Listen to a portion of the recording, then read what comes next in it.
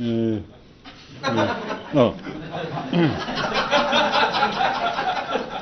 Well, I did that to put you people out with your TV sets at ease, because I know some of you get as frightened as I do when the light comes on, and so I'm just trying to put everyone at ease. What we're doing here is we're taping these programs. We're taping are running an hour at a time, and we understand that some of you out there in the wonderful land of cable television are only getting, in some cities, half of it, so that you won't feel more lost than is necessary. The first half of the program is taken up by reading what are known as, Kairut says, they're one-liners, two-liners, stories, parables, whatnots, millages of all sorts of millaged stuff. And as they're being read, each page has a number, and it flashes on the screen over here, and those in our studio audience who find one to take their fancy, they write down the number, and then they put it on a list, and then I look at it, and with Kairut's kind permission, we see if there might be something in the last half of the show, some comment to make regarding a particular Kairut. Okay? Sure. All right, here we go. And I'll read them, and I'll then see if we're going to comment. And Kairut said, if you do not have a main course planned, it's surprising how useful can be back burners, warming trays, and hot plates. Would you like to look upon it as an intellectual, a secondary fallback position? You cannot absolutely separate it. Kairut could have made some. You could have said, if you do not have a main course plan, it's surprising how useful can be gardening, how useful can be a hobby outside the home. He could have tried to make an example absolutely separate from the original picturization of a meal, but consider, did it make sense and it doesn't make sense? Well, it's almost an acceptable stab at a cheap parable, and then you could almost think, well, anybody got that close, they must have tripped mentally, because they could have done better than that. Nay, nay. If you do not have a main course plan, there you are, you're going to sit down, you're going to serve yourself, and you sit. You come there, it's the big day, the big hour, the big meal, and you didn't actually have anything planned. Then think about all of the side possibilities, such as offside the table that you didn't have anything planned. We don't even know whether you're going to get served, whether you're going to serve yourself. But over here you got warming trays, and then the ordinary person can say, Jesus, this is getting worse. What tell you need a warming tray if you don't even have any food for her? See? If you're ordinary, you expect ordinary parables. You expect, well, it's got to make sense. Yeah? If you got an ordinary meal, you wouldn't need a parable. But if you're going to sit down, you go, well, let's see. Politics. I am a North Italian Christian Democrat, slightly left of center. Fuck everything else.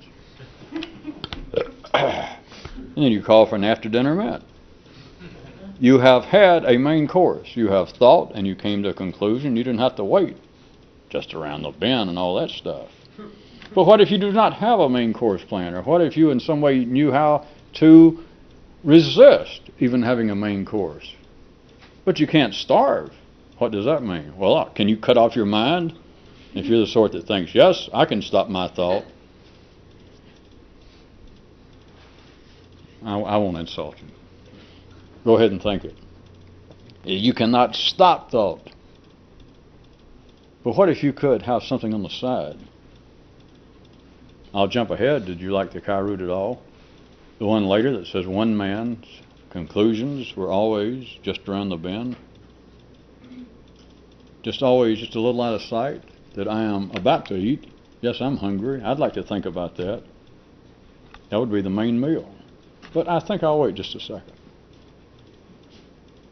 And then if you were your own butler, you could say, well, sir, how long might a second be?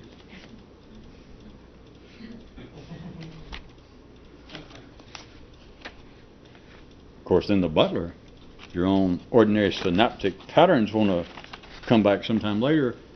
I'm going to have to do it pantomime. Well, it won't make any sense. I have to do it for you. The butler comes back over your shoulder, like a little later. He goes, he's ready to go now. But before you even say now, you go.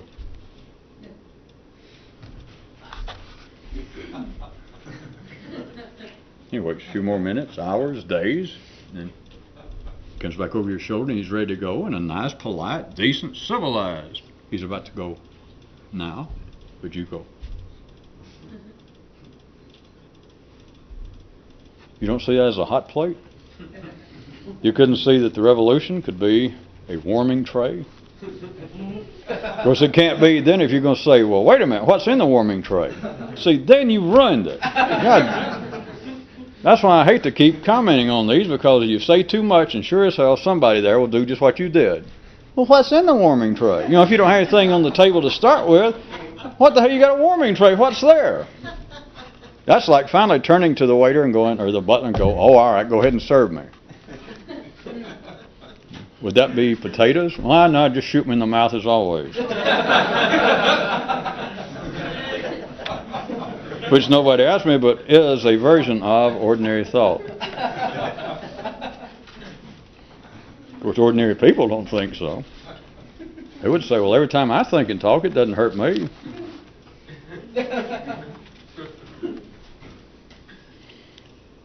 Well, I'll read this one. In the deep recesses of the human psyche is where it is heard the explorers say, lo, what light through yon window breaks. And when the arresting officer arrives, the voice will also say, hey, not me, I didn't throw it. I didn't throw the brick, I just got here.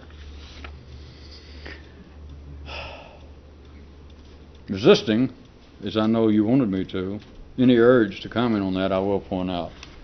Does that sound to anyone like the history of metaphysical, religious, spiritual thought, the explorations of the great human spirit of those who went into the psychology, the heart of man, to plunge or to plumb? Not Billy Bob, to Billy, what was his name? Plumb Bob. That's another story. To plumb the depths, the possibilities of the human spirit and soul and etc. And you get there, and you go, lo, you know, have I spotted it? And they don't look at it this way, but every time they do this, every time they think they do, and if you've got any doubt, run back to the early numbers in your local library, ask Mr. Dewey to stand aside and look under the first few numbers where they got metaphysical books, those funny books without drawings. And every time somebody plumbs the depths, they have these metaphysical, these spiritual, mystical experiences. An arresting officer, I know they don't call him that, I'm just trying to tell you straight. An arresting officer shows up and goes, what's going on here? And here it is. John Bunyan, Dante, the rest of those people. They get there and they think, I'm having it. Right over their shoulder, somebody suddenly shows up and goes, all right, what's going on here? And then they have to go, I didn't do that. And assuming they get away scot-free, which means they leave the experience with enough ordinary sanity to still be literate. Then they write a book. And the book is the punchline of this. The book is saying, I didn't throw the rock. You don't get it? Okay. I didn't throw the rock. I didn't have the mystical experience. The gods, the supernatural forces gave it to me. I just got there, and there it was. Is that not a fabulous experience? Is that not something to read about? That's almost as good. I'll have to admit it. As much as I know we all envy people who seek out advice, you know, like, if you're pregnant, don't drink. If you're going to drive, don't take strange drugs that will befuddle your senses. Almost as good as people who need and seek and take good advice are those who will believe that having a great experience is based upon, wait a minute, no thanks to me, I just got here. It just happened to me. Well, what's the name of your book? I want to be sure and read that. Perhaps it has some good advice I can use.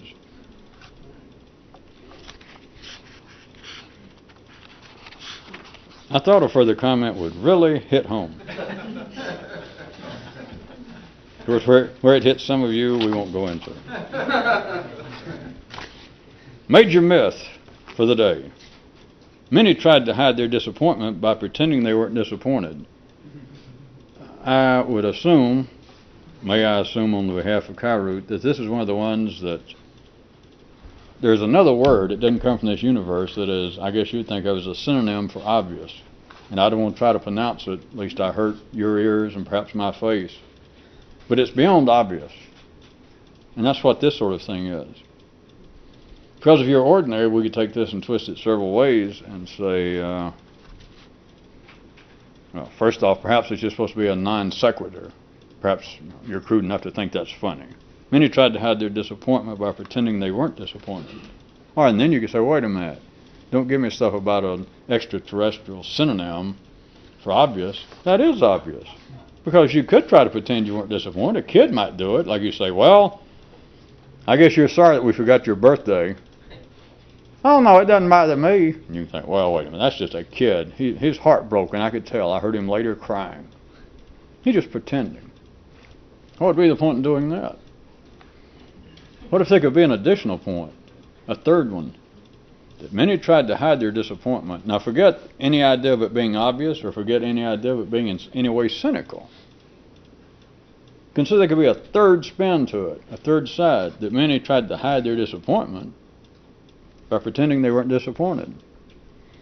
Kairoot used this already later tonight, but if I may steal from him, we could pick out one that's later on. It was in quotation marks, it was a title, Life, a one-sentence play.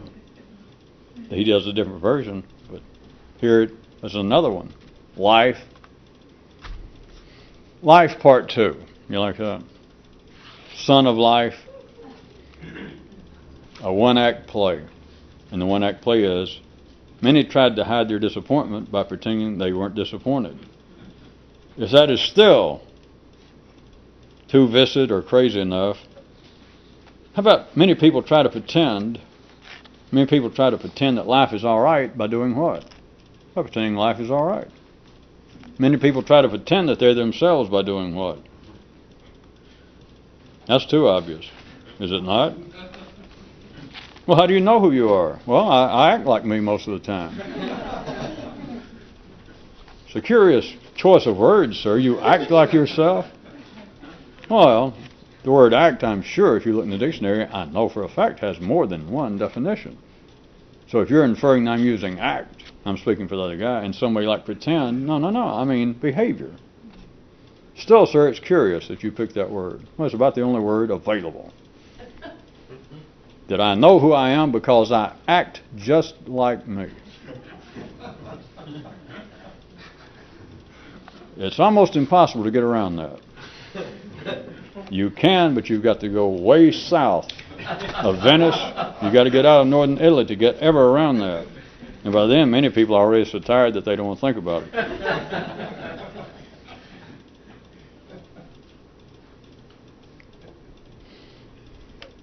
Parables were invented by those in them. It was a lot longer, but that Kairoot started to divide that one up and leave it by itself.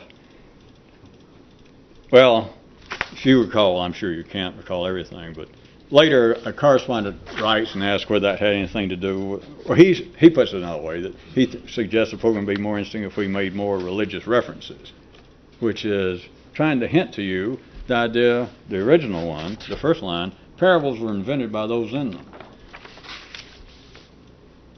Think about, I'll pick out again, it's not to do an attack on religion because it doesn't deserve it any more than any of other part of man's life, but the obvious, the easiest to talk about, the most common example,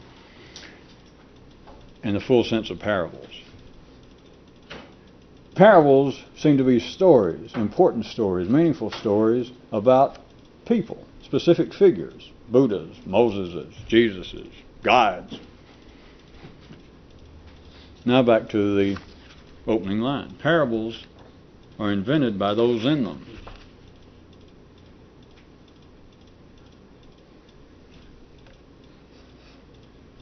If you're ordinary, you would take, let's say that we lived in a particular area of the world,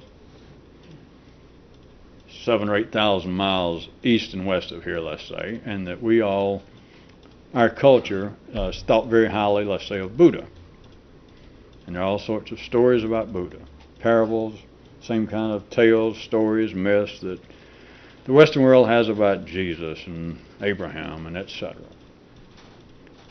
And everything's seen, everything in your culture, the institutions of your city mind would say that that man, through his religious leanings, through his hungers for metaphysical enlightenment, has made up parables, made up in a real soft, non-aggressive, non-abrasive sense, but that man's mind has been driven to make up parables about these extraordinary supernatural figures, such as the Buddhas.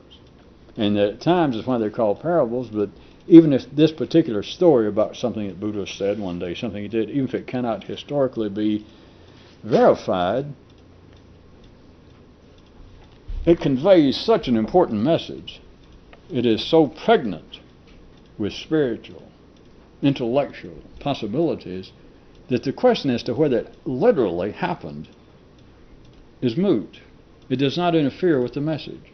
Now that's what a parable is in its best sense, that, well, it doesn't matter whether it's historically true, it is meaningful. May I repeat? Parables were invented by those in them. If in the waning moments of for everyone name wane, if you could forget parables and Buddha and everybody else, think about the parables, that is what you believe yourself. And you think you believe it, you think that you think about it based upon not just people, but events, occurrences, relationships. But people's the obvious or the easiest to see. And you think, well, I think about these people. I still dream about my deceased father. I still think about, I try to converse with him. I remember things he said. Or I think about my first wife. And even if my memory is a little cloudy, even if I remember my father in an exceptionally good light, the feeling is you thought about something and your mind in some way has conjured it up. With no pejorative inflection, when I say conjured up, you think, well, I think about somebody and my mind has made it up. I'll refer you one more time. Parables. How about the thoughts? How about your dreams of your father? How about your memories? Instead of parables. Those in your memory make up your memory. Wait a minute. I know a short man with half a melon seems to be, through his countenance, expressing a nonverbal view that he is glad, that he seems somewhat relieved that time is almost over tonight.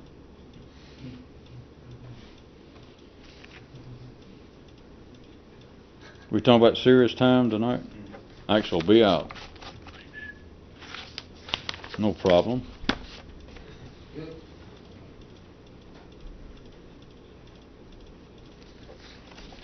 Especially no problem when I look at them and don't do anything. It's no offense, just some of them.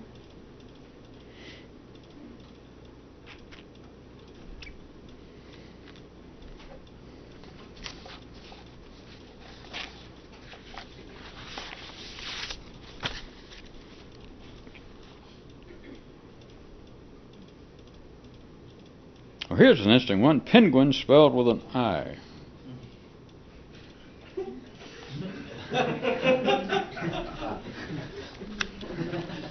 Happened on the way to the printers. Well, here was somebody already asked, or did ask for it, was, and Kairoot said, life. It's a proper name. It's a name. Life. A one-sentence play. As they paused and pondered what to do next, Next said, phew, at least I can take a break. What could Next represent? I don't know. Let's think about it. My forehead? No, let's seriously think about it. Well, the whole part of my external frontal lobes. No. The palm of my hand? No. Next went, wow. How about the horizon? How about the intellectual horizon? But who ponders, pauses and ponders what to do next? Everyone knows what to do next. Even if you don't know what to do next, you know what to do next if you're ordinary. You do things like, well, fuck it, I don't care. I'll think about it later. But what is next? Those of you that thought that you got off scot-free, and those of you that wondered why the guy changed his name to Scott so it'd rhyme with not, you don't see that next might be, strangely, curiously synonymous with warming tray? With your turn to the butler always over your shoulder, and every time you can sense him getting close? That's next. It's like forever next. What a relief. Well, that was what next said. Next, when they didn't know what to do next went, phew, I can take a break. I can make up an instant car route on the spot. Never let conclusions take a vacation.